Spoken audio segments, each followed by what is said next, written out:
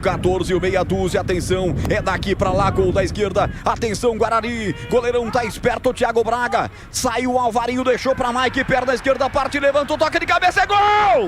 É gol, é gol, é gol, é gol, é gol, é gol, é gol, é gol, é gol, é gol, é gol!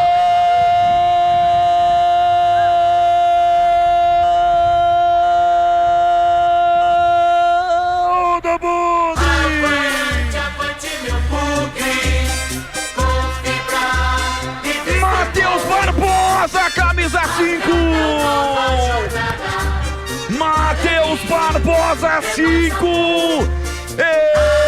Ele não perdoa! Ele tá gostando de ir pra rede! Ele marca para o Bugre! Na marca de 8 minutos pontualmente do primeiro tempo. Levantamento do Mike com capricho, com açúcar, com carinho. Encontra a cabeça de Matheus Barbosa. Ele testa firme no canto direito do goleiro Thiago Braga. Ele voa nela, mas não a encontra. Ela vai morrer no fundo do gol do Sampaio Correia. Agora em São Luís do Maranhão. O placar Bandeirantes mostra Guarani 1, Sampaio nada.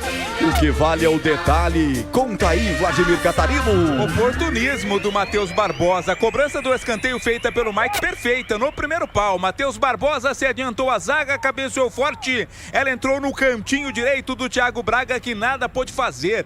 Terceiro gol dele na Série B do Campeonato Brasileiro. 4 na temporada, Matheus Barbosa faz. E o Guarani tá na frente 1-0.